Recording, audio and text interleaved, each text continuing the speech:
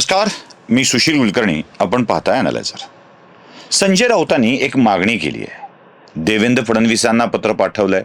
आजकाल संजय राऊत पत्र बहुतेक देवेंद्र फडणवीसांना पाठवतात. म्हणजे राज्याच्या मुख्यमंत्री पदावर एकनाथ शिंदे आहेत हे त्यांच्या पचनीच पडलेलं नाहीये. म्हणजे अजून ते मान्यच करायला तयार नाहीत की राज्याचे मुख्यमंत्री एकनाथ शिंदे आहेत. म्हणजे एकनाथ शिंदेंना विरोध आणि देवेंद्र फडणवीसांना टार्गेट असं त्यांचं ते एकूण गणित आहे. म्हणजे शिंदेंचा विरोध जो काही करायचा आहे तो फडणवीसांच्या वरती करायचा आहे. याला आमच्याकडं चालना कुठं बडविले भट असा शब्दप्रयोग वापरला जातो. आता योगायोगाची गोष्ट अशी आहे की फडणवीस स्वतः ब्राह्मण असल्यामुळं चालना कुठं बडविले भट हा शब्दप्रयोग बरोबर वापरता येऊ शकेल. म्हणजे फडणवीसांना बोललं की फार उत्तर मिळत नाही. म्हणजे फडणवीस फार फार तर काय बोलतात, कोण आहेत संजय राऊत, काय त्यांना एवढं गंभीर घेण्याची गरज आहे, रोज काही ना काहीतरी ते बोलत असतात असं ते म्हणतात. त्यामुळं याच्या पलीकडं काही अटॅक देवेंद्र फडणवीसांच्याकडून होत नाही. म्हणून संजय राऊत बिनधास्तपणे फडणवीसांना पत्र पाठवणे, फडणवीसांच्यावरती टीका करणे असे उद्योग करत असतात. त्यांनी नुकतंच एक पत्र पाठवलंय आणि त्या पत्रात मागणी केली आहे की राज्यामध्ये DNA तपासणी करण्यासाठी किटची उपलब्धता नाही आहे आणि हे सरकार कसलं फालतू काम करत आहे, काय चाललंय सरकारमध्ये. आता हे रोज म्हणायचं असतं. जसं ते आदित्य ठाकरे हे घटनाबाह्य सरकार आहे, घटनाबाह्य मुख्यमंत्री असं म्हणतात आणि स्वतःच अजूनही मंत्रिपदावर असल्यासारखं उद्घाटनं करत फिरतात. कधी रस्त्याचं कर तर कधी कशाचं कर, हे काय आम्हीच केलं, हे काय आम्हीच केलं असं सांगत असतात. तसं संजय राऊत सुद्धा एक मागणी देवेंद्र फडणवीसांच्याकडे पत्र पाठवून करतायत. तशा बातम्याही माध्यमं करतायत आणि त्यात लिहिलेलं आहे की DNA किटची उपलब्धता नाही, हे सरकार नीट काम करत नाही. मुळात DNA किट हा विषय राज्याच्या आरोग्य यंत्रणेशी संबंधित आहे. आरोग्यमंत्री तानाजी सावंत आहेत. पुन्हा दुखणं म्हणजे आरोग्य विभागाच्या मंत्र्याला सांगायला जावं तर रिकामा ताण. ते पुन्हा शिवसेनेतून आहेत आणि जे आपल्या विषयातून आपल्या संस्कारातून गेले ते त्याच पद्धतीनं उत्तर देऊ शकतात. त्याच्यामुळं देवेंद्र फडणवीसांना चालना कुठं बडविले भट सोपं पडतं. मला प्रश्न असा पडला की संजय राऊतांना, म्हणजे बाकी सगळे ठीक आहे सोडून देऊ, आपण राजकारणाचा भाग सोडून देऊ यातला, संजय राऊतांना DNA किट नाहीत याची चिंता का लागून राहिली आहे? का असं वाटतंय संजय राऊतांना की DNA किट वेगवेगळ्या तपास यंत्रणांच्या मध्ये असले पाहिजेत, आरोग्य यंत्रणाकडे असले पाहिजे, DNAचं सॅम्पलिंग झालं पाहिजे, तपासणी झालं पाहिजे, आणि या किटमुळं राऊतांचं काय अडकलंय? म्हणजे व्यक्तिगत काही अडकलंय, जनसामान्यांचे काही प्रश्न अडकलेत की DNAची तपासणी झाल्याशिवाय या गोष्टी स्पष्टच होणार नाहीत, असं काही झालंय का? म्हणजे कुठल्या केसमध्ये DNA तपासणं आवश्यक आहे? DNA तपासणं म्हणजे काय हे सगळ्या जगाला चांगलं ठाऊक आहे. म्हणून मी प्रश्न विचारतो की DNAची सॅम्पलिंग झाली पाहिजे, तपासणी झाली पाहिजे असं राऊतांना का वाटतंय? म्हणजे DNA तपासणीचा आग्रह धरला जातो आहे आदित्य ठाकरेंच्या संदर्भामध्ये, त्यांची तपासणी केली जावी, वेगवेगळ्या विषयात केली जावी असं बोललं जात आहे.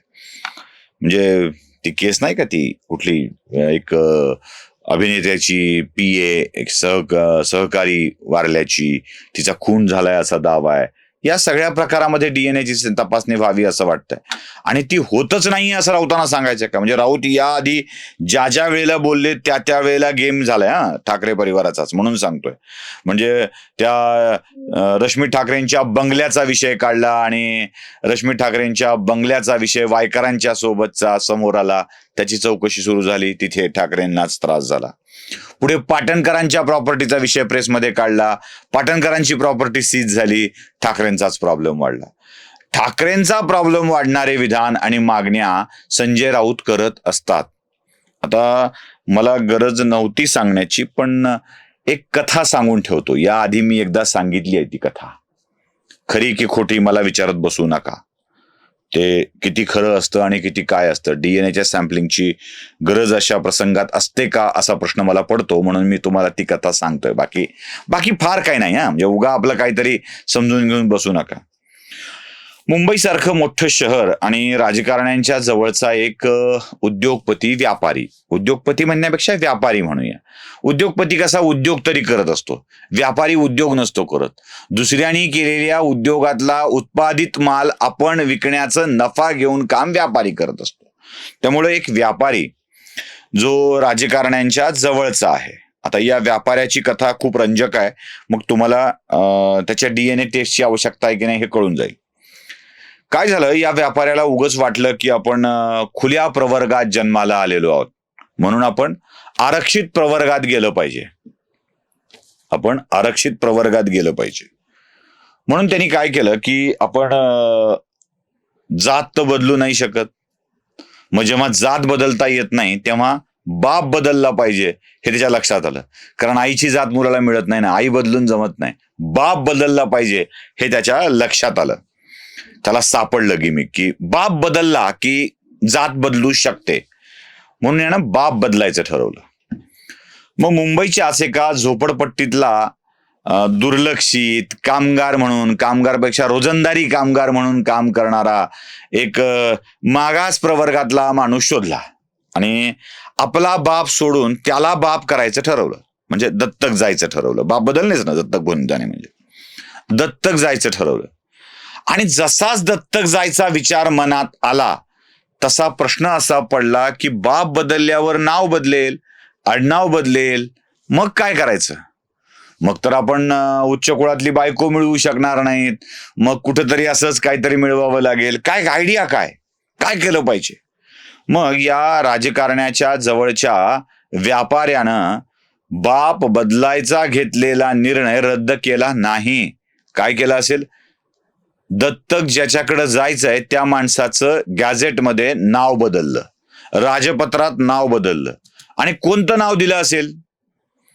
त्याला आपल्या मूळ बापाचं नाव दिलं. बघा, आपल्या मूळ बापाचं नाव दिलं.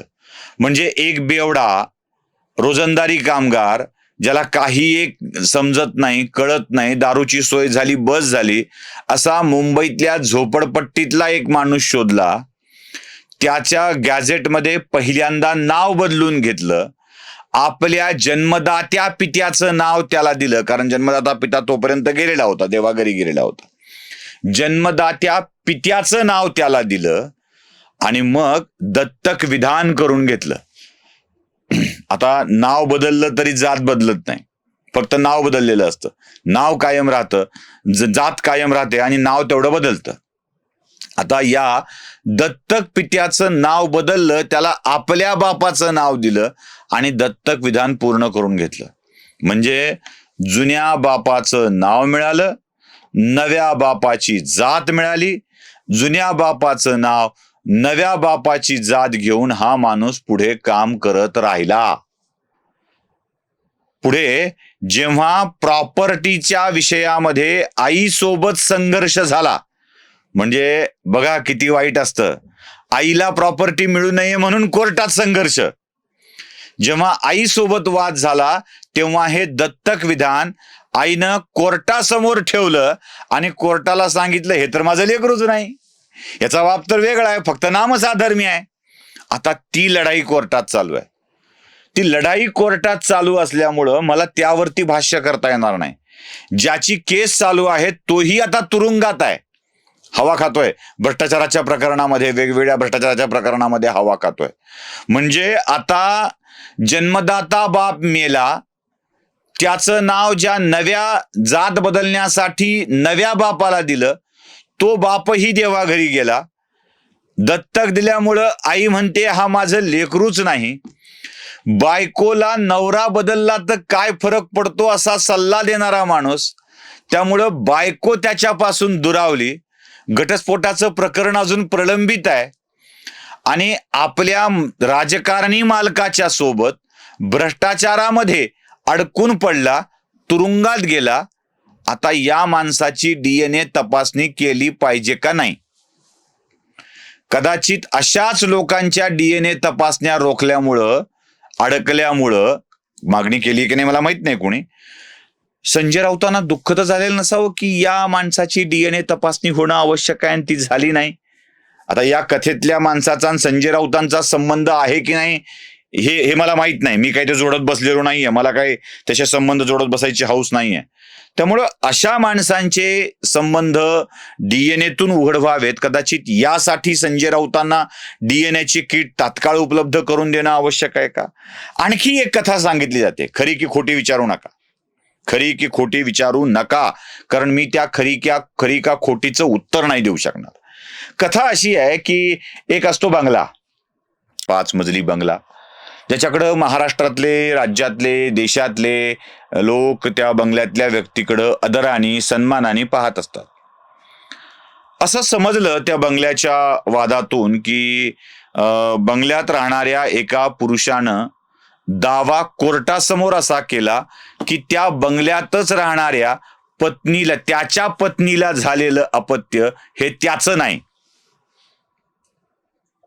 बघा काय मग डोकं सुन्न होतं ना. हे त्याचं नाही असा दावा केला. दुसऱ्याच कोणाचं तरी अपत्य आहे, आत असलेला मुलगा कोणाचा आहे मला माहित नाही, तो माझा नाही आहे, आपल्या बायकोला झालेलं अपत्य आपलं नाही असा दावा कोर्टासमोर करणारा माणूस आज त्या लेकराच्या DNA ची तपासणी करणं आवश्यक आहे का, आणि तशा स्वरूपाची आवश्यकता निर्माण झाली आहे का, आणि म्हणूनच संजय राऊतांना या असल्या केसमधल्या DNA च्या तपासण्या करण्याची घाई झाली आहे का, म्हणून देवेंद्र फडणवीसांना पत्र देऊन संजय राऊत दावा करतायत का की DNA च्या तपासण्या करण्यात याव्यात, DNA च्या तपासण्या करण्यात याव्यात, अशा स्वरूपाचा दावा केला जातो आहे का. आपल्या मनातल्या बाबड्या शंका, हो बाबड्या शंका, दुसरं काय. तिसरी एक कथा आहे की एक असतो हिरो, त्याची असते एक असिस्टंट, त्या असिस्टंटवर बलात्कार होऊन किंवा अत्याचार होऊन तिचा खून झाल्याचा दावा अनेक राजकारणी, अनेक मंडळी करत असतात. तिला एका मजल्यावरून ढकलून दिल्याचा दावा करतात.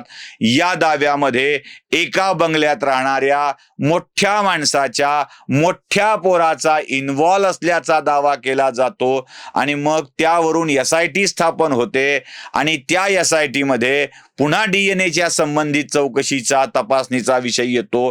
ती लवकरात लवकर व्हावी, आणि तो जो कोणी तरुण आहे, मोठ्या घरातल्या मोठ्या पोराचा मोठा मुलगा जो कोणी आहे तो सापडावा, अशी काही संजय राऊतांची इच्छा आहे का, असा माझ्या मनातला प्रश्न पडतो. म्हणूनच संजय राऊत DNA च्या तपासण्यांची मागणी करतायत की काय, असा प्रश्न पडतोय मला. तुम्हालाही पडत असेल तर कमेंट बॉक्समध्ये कळवा. लाईक, शेअर, सबस्क्राईब करायला विसरू नका. धन्यवाद.